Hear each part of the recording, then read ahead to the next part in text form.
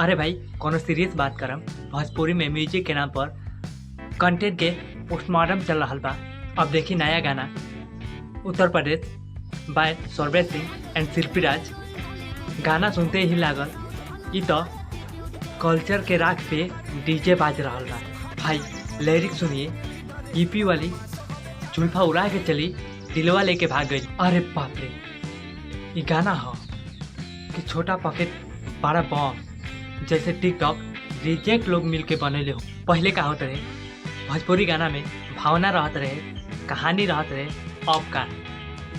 अब तो हर दूसरा गाना में लड़की के रहंगा उठा रहा बा, लड़का AK-47 वाला एटीट्यूड में पोज दे रहा बा। और यूपी के लौंडा जैसे कोई अवार्ड हो गया हो। भैया ये लौंडा यूपी को होको चाहे मत होको, मेंटल प्रेशर यूपी लेवल के ही दे रहा बा। अरे भैया भाई सौरभ सिंह भारी भरकम सनग्लास में जैसे अगला PM ये हुई हैं। और है शिल्पी राज बोला तरी कि उत्तर प्रदेश की शेरनी हो।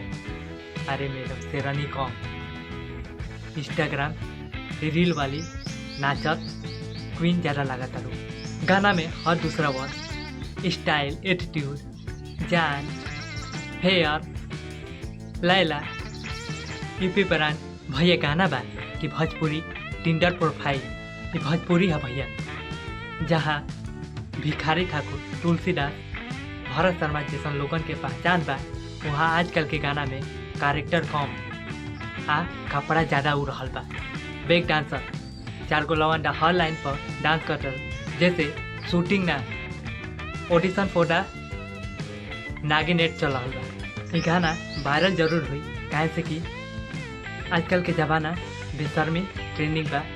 लेकिन सच्चाई ये गाना उत्तर प्रदेश के नाम पे भोजपुरी संस्कृति के पूरा मजाक बना के रख दिले बा। भोजपुरी वाला गाना बजाई जरूर, लेकिन भोजपुरी के संस्कृति के बेइज्जत मत करी, वरना अगला जनरेशन पूछी पापा भोजपुरी मतलब आइटम सॉन्ग।